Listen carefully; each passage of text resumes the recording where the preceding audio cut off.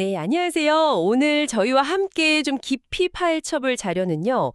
요즘처럼 다양한 생각이 막 공존하는 세상에서 기독교의 진리 주장, 이걸 어떻게 봐야 할지에 대한 강연 녹취록입니다.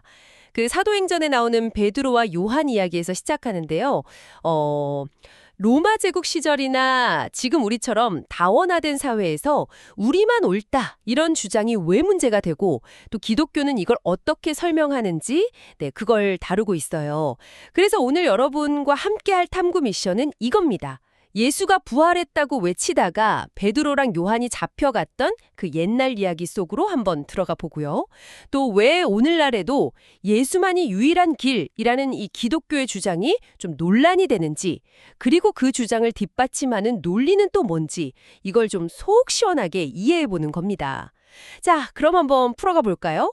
이야기는 베드로와 요한이 사람들 앞에서 예수 부활, 그리고 그를 통한 구원을 막힘없이 선포하다가 당시 종교 권력자들한테 붙잡혀서 감옥에 갇히는 그 장면에서 시작해요. 이게 근데 그들에게 왜 그렇게까지 큰 문제였을까요? 뭐 그냥 설교 아니었나 싶기도 한데요. 네, 그 사도행전 기록을 보면요. 당시 유대교 지도자들, 그러니까 뭐 제사장이나 성전 경비 책임자, 그리고 부활 자체를 안 믿었던 사두개파 사람들. 이 사람들이 베드로랑 요한의 가르침, 특히 그 예수의 부활 선포에 굉장히 막 격분했다, 이렇게 나와요. 여기에는 사실 몇 가지 좀 복합적인 이유가 있었습니다. 아시다시피 당시 많은 유대인들은 로마 지배에서 벗어나게 해줄 그런 아주 강력한 민족적 정치적 지도자로서의 메시아를 기다리고 있었거든요. 그렇죠. 뭔가 강력한 다윗 왕 같은 그런 영웅을 기대했을 텐데요. 맞습니다. 그런데 베드로는 예수가 그런 민족 영웅 뭐 그런 게 아니라 하늘에 올랐다가 다시 와서 온 세상을 회복시키고 모든 민족에게 복을 줄 만민의 구원자, 심지어 하나님의 아들이라고 선포를 해버린 거죠. 이건 단순히 그 정치적인 기대를 저버렸다 뭐 이 정도가 아니었어요. 유대 지도자들이 성경을 잘못 해석했고 이스라엘 민족의 역할도 오해했다는, 그러니까 그들의 권위와 해석에 대한 정면 도전이었던 겁니다. 아, 너희가 틀렸다 이 메시지였군요. 네, 바로 그거죠. 그래서 당장 자막 가둔 거예요. 유대 지도자들하고의 갈등도 컸겠지만 당시 사회 전체, 그 로마 제국의 분위기하고도 관련이 깊었겠네요. 로마가 겉으로는 여러 신을 인정하는 뭐랄까 다원주의 사회였다고 하던데요. 네네, 표면적으로는 그랬습니다. 로마는 제국 안의 다양한 민족들이 각자 자기 신을 섬기는 걸 허용했어요. 그게 제국 안정에는 더 유리했으니까요. 근데 여기에는 아주 결정적인 조건이 붙었습니다. 바로 로마 황제를 신으로 숭배한다는 거. 즉, 카이사르가 주님이다. 이걸 모두가 인정해야 한다는 거였죠. 잠깐만요. 모든 신을 인정한다면서 황제 숭배를 강요했다면 그거는 좀 처음부터 진정한 의미의 다원주의라고 부르기 좀 어려운 거 아닌가요? 약간 이름뿐인 관용 같은 느낌인데요. 정확한 지적이세요. 로마의 다원주의는 모든 신을 동등하게 본 게 아니라 로마 황제 아래에서만 다른 신들을 허용하는 좀 위계적인 다원주의였어요. 그러니까 어떤 신도 황제보다는 우위에 설 수 없다, 이거죠. 네 신 믿어도 좋은데 황제도 같이 섬겨. 이 말은 결국 네 신이 유일하거나 최고라고만 주장 안 하면 괜찮아, 이런 뜻이었습니다. 아, 모든 신 위에 군림하는 절대자가 없다, 뭐 이런 전제가 깔려 있었던 거죠. 그러니까 내신 믿어도 좋은데 결국 황제가 최고야. 이 틀 안에서만 허용된 거군요. 기독교는 그 틀 자체를 거부한 거고요. 그렇죠. 오직 그리스도만이 주님이다라고 해야 했으니까요. 당연히 부딪힐 수밖에 없었겠네요. 그렇습니다.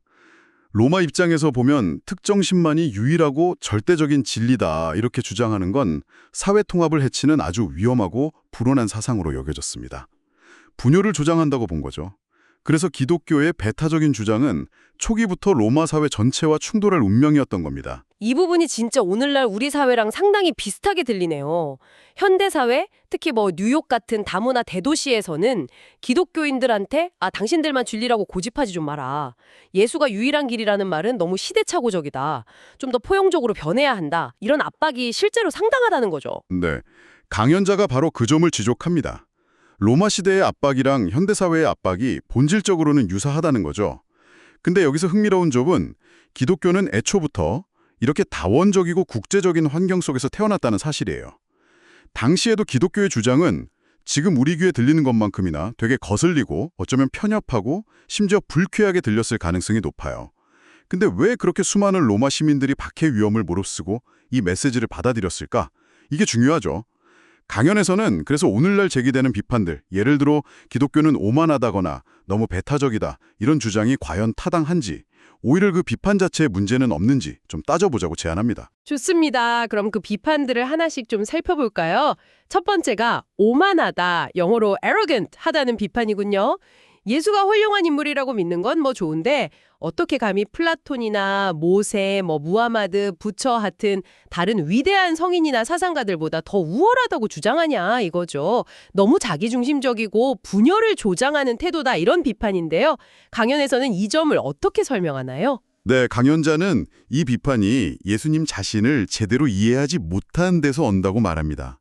왜냐하면 예수님 스스로가 자신에 대해서 아주 강력하고 배타적인 주장을 했기 때문이라는 거죠. 대표적인 예가 그 요한복음 14장 6절입니다. 내가 곧 길이요 진리요 생명이니 나를 통하지 않고서는 아무도 아버지께로 갈 수 없다. 이건 예수님이 직접 하신 말씀이에요. 따라서 예수를 믿는다는 것은 필연적으로 그의 이런 배타적이고 어떻게 보면 우월적인 주장까지 받아들이는 것을 의미한다 이겁니다. 아, 그러니까 내가 오만해서 그렇게 주장하는 게 아니라 예수를 믿는다면 그분의 주장을 따라갈 수밖에 없는 거다. 이런 거군요. 말씀하신 대로 오만, arrogation이 아니라 믿음의 함의, implication이라는 말이네요. 맞습니다. 그 주장이 마음에 안 들 수는 있지만 예수를 믿는다면 논리적으로 따라오는 결론이라는 거죠. 강연에서는 그 일본의 유명한 기독교 사회운동가였던 가가와 도요이코 이야기도 인용하는데요. 가가와는 신토, 불교, 유교 이런 다른 종교 전통에서 많은 지혜를 얻었고 감사했지만 자기의 가장 깊은 문제, 그러니까 죄와 용서의 문제는 해결받지 못했다 이렇게 고백을 해요. 오직 예수만이 이것은 죄사함을 얻게 하려고 많은 사람을 위하여 흘리는 나의 피, 곧 언약의 피니라 이렇게 말하면서 인간의 근본적인 필요를 채워주었다는 거죠. 다른 종교 창시자들하고는 아예 근본적으로 다른 차원의 주장을 했다는 거네요. 네. 그렇기 때문에 만약 예수가 정말 하나님의 아들이라면 그는 당연히 다른 모든 스승들보다 우월할 수밖에 없다는 겁니다. 반대로 그가 하나님의 아들이 아니라면 그런 엄청난 주장을 한 거짓말쟁이거나 혹은 과대망상증 환자니까 오히려 다른 현명한 지도자들보다 훨씬 못한 존재가 되겠죠. 아, 중간 지대가 없다는 거군요. 네, 중간은 없다는 거예요. 초기 기독교인들이 예수를 따른 것은 남들보다 우월감을 느끼고 싶어서가 아니라 예수의 그 엄청난 주장이 진짜 사실이다 라고 믿었기 때문이라는 설명입니다. 흥미로운 논리네요. 자, 두 번째 비판은 너무 배타적이다, exclusive라는 점입니다. 즉, 특정 종교만이 객관적으로 옳다고 주장하는 것 자체가 많은 사람들을 틀렸다고 규정하고 배제시킨다는 거죠. 요즘은 사실 종교는 개인적으로는 위안을 줄 수 있지만 객관적인 진리는 아니다. 모든 종교는 나름대로 다 가치가 있고 동등하게 유효하다. 이런 생각이 꽤 보편적이잖아요. 그렇죠. 근데 강연자는 이 모든 종교는 동등하게 유효하다는 관점에도 몇 가지 문제가 있다고 지적합니다. 첫째는 이게 논리적으로 모순된다는 점이에요. 만약 모든 종교가 똑같이 옳으려면 신이라는 존재가 아예 없거나 아니면 설령 있더라도 우리가 뭘 믿든 전혀 신경 쓰지 않는 우주적인 기 같은 그런 비인격적인 힘이어야만 합니다. 왜냐하면 유대교, 기독교, 이슬람 같은 종교들은 인격적이고 자신을 드러내는 신을 믿고 또 불교나 힌두교의 일부 흐름은 또 다른 방식으로 궁극적 실제를 이해하잖아요. 이 모든 주장들이 동시에 참일 수는 없죠. 근데 듣기에 따라서는 그게 무슨 말장난 아니냐고 할 수도 있을 것 같아요. 모든 길이 맞다고 하는 게 어떻게 배타적이라는 건지 조금만 더 풀어주시겠어요? 네, 핵심은 이겁니다. 모든 종교는 동등하게 유효하다고 주장하는 것 자체가 사실은 신은 없거나 있더라도 우리의 믿음과는 무관한 비인격적인 존재다라는 아주 특정한 믿음, 특정한 신관을 다른 사람들에게 강요하는 행위라는 거예요. 그러니까 기독교인에게 당신들이 믿는 그 인격적인 신은 틀렸고 우리가 생각하는 이런 신관 혹은 무신론이 옳다고 말하는 셈이죠. 결국 자신들이 비판하는 그 배타적인 태도를 똑같이 보이고 있다는 겁니다. 이게 위선이라는 지적이에요. 아, 그런 의미군요. 배타성을 비판하는 주장 속에 또 다른 배타성이 숨어 있다. 이 말이네요. 두 번째 문제 제기는 뭐였죠? 둘째는 이 관점이 매우 문화적으로 편협하다는 비판입니다. 종교나 도덕은 사적이고 주관적인 영역이고 오직 과학적 사실만이 공적이고 객관적인 진리다라는 생각. 이걸 보통 사실 가치 이분법이라고 부르는데요. 아, 그러니까 과학 같은 사실만 객관적이고 종교나 도덕 같은 가치는 그냥 개인 취향 문제다. 이렇게 딱 나누는 서구식 사고방식이라는 거죠. 맞습니다. 그런데 이런 생각은 주로 서구 계몽주의 이후에 발전한 특정 문화권의 산물이지 전 세계적으로 보편적인 관점은 아니라는 겁니다. 아프리카, 아시아, 라틴 아메리카 같은 비서구 문화권의 많은 사람들은 삶에서 종교와 도덕이 객관적인 진리로서 중요한 역할을 한다고 믿거든요. 또 전 세계적으로 급성장하는 복음주의, 오순절주의 기독교나 이슬람 같은 전통적인 종교 공동체들도 이런 서구식 구분을 받아들이지 않아요. 따라서 서구의 세속적인 가치관, 예를 들어 개인주의나 사실 가치 분리 같은 걸 마치 보편적인 기준인 것처럼 여기고 다른 문화권 사람들에게 당신들의 믿음은 그냥 사적이고 주관적인 거니까 공적인 영역에서는 우리처럼 생각하세요 라고 요구하는 것은 어쩌면 과거 서구 열강들이 했던 문화 제국주의와 다를 바 없는 좀 문화적으로 편협하고 자기중심적인 태도일 수 있다. 이런 비판입니다. 네, 정리를 해보면 어떤 주장이든 결국은 무언가를 포함하고 무언가를 배제하는 배타성을 가질 수밖에 없고 심지어 배타적이지 말자는 주장조차도 그렇다는 거네요. 그리고 또 객관적인 도덕적 진리 자체를 부정해버리면 사회정의를 외칠 근거마저 희미해진다는 문제도 있고요. 강연에서 그 문화인류학자 이야기도 나왔다고 하셨죠. 네네. 한 문화인류학자가 아프리카 특정 부족 사회에서 여성들이 억압받는 현실을 보고 굉장히 분노했지만 모든 진리는 문화적으로 상대적이다 라는 자기 학문적 신념 때문에 그 부족 사람들에게 당신들이 틀렸다고 말할 근거를 찾지 못해서 괴로워했다는 일화입니다. 그러니까 도덕적인 분노는 분명히 느끼는데 어떤 보편적인 기준이 없다고 생각하니까 그렇게 하면 안 된다고 주장할 수가 없는 그런 딜레마에 빠진 거죠. 반대로 로마 제국처럼 우리가 문명의 중심이고 나머지는 야만인이야. 이런 식의 절대적인 주장은 정말 끔찍한 억압을 낳았고요. 그럼 도대체 어떻게 해야 할까요? 정의를 외칠 기준도 필요한데 그 기준이 또 억압으로 이어져서는 안 된다는 거잖아요. 바로 그 지점에서 강연자는 기독교 복음이 좀 독특한 해답을 제시한다고 주장합니다. 즉, 억압적이지 않은 보편적 진리 혹은 억압적이지 않은 도덕적 절대 기준이 가능하다는 건데요. 그 근거를 바로 복음의 핵심, 십자가에 못 박힌 그리스도에서 찾습니다. 사도행전 4장 11절에 나오는 건축자들이 버린 돌이 집 모퉁이의 머릿돌이 되었다는 이 구절처럼요. 기독교 메시지의 심장부에는 세상의 권력과 영광을 모두 버리고 스스로 낮아져서 가장 비참한 방식으로 죽으신 예수 그리스도가 있다는 거죠. 그분이 우리를 구원할 수 있는 이유가 세상을 힘으로 제압해서가 아니라 오히려 모든 힘을 포기했기 때문이라는 그런 말씀이시군요. 그렇습니다. 강연자의 주장은 예수가 구원자가 될 수 있는 것은 그가 힘을 사용해서가 아니라 오히려 힘을 버리고 사랑으로 섬기며 심지어 자기를 죽이는 원수들을 위해 아버지, 저들을 용서하여 주십시오. 자기들이 하는 일을 알지 못합니다라고 기도하며 죽었기 때문이라는 겁니다. 따라서 이 복음을 진정으로 받아들인다는 것은 자신의 힘, 권리, 지위에 대한 주장을 내려놓고 겸손해지는 것을 의미합니다. 이 진리는 사람들을 우월감에 빠뜨리거나 남을 억압하고 강요하게 만드는 게 아니라 오히려 정반대로 섬기고 사랑하도록 이끈다는 것이죠. 이것이야말로 세상에 필요로 하는 억압적이지 않은 절대 기준이 될 수 있다. 이런 주장입니다. 본 것이 없는 평범한 사람인 줄 알았는데 담대하게 말하는 것을 보고 놀랬다. 이렇게 나오잖아요.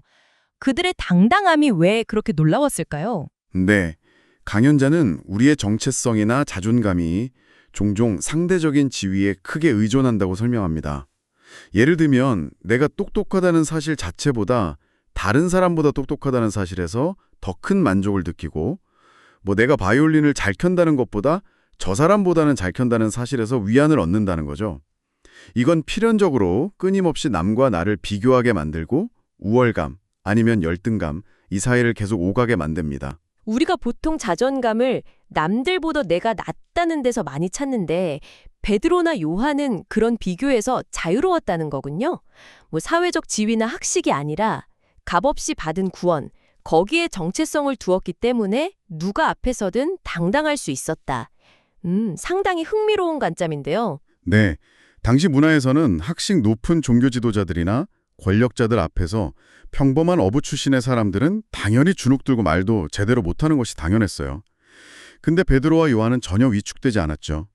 강연자는 그 이유를 그들의 정체성이 자신의 능력이나 사회적 성취가 아닌 오직 복음, 즉 값없이 주어진 하나님의 용서와 사랑에 뿌리 내리고 있었기 때문이라고 설명합니다.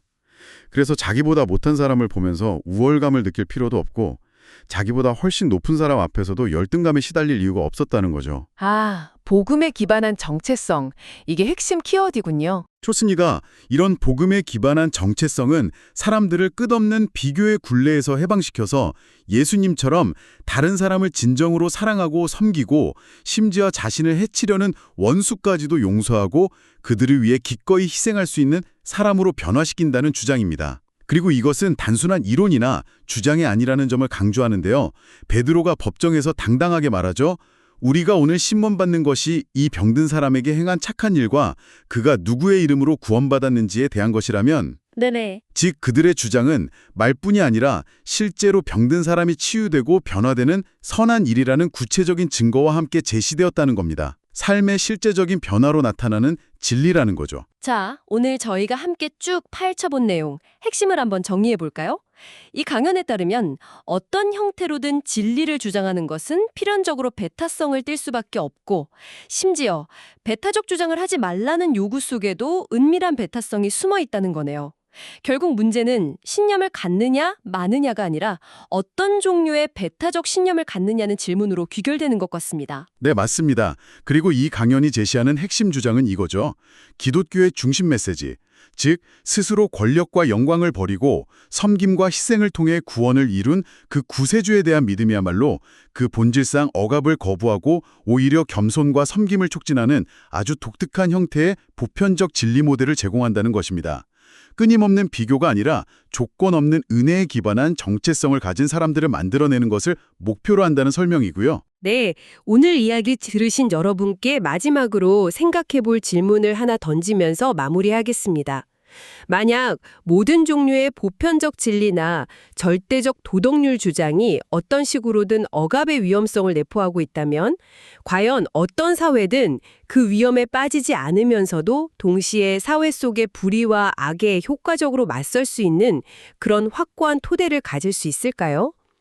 종교적인 주장을 넘어서서 우리 사회가 진정으로 억압적이지 않으면서도 정의를 위한 강력한 동력을 얻을 수 있는 길은 무엇일지 한번 깊이 고민해 보시면 좋겠습니다.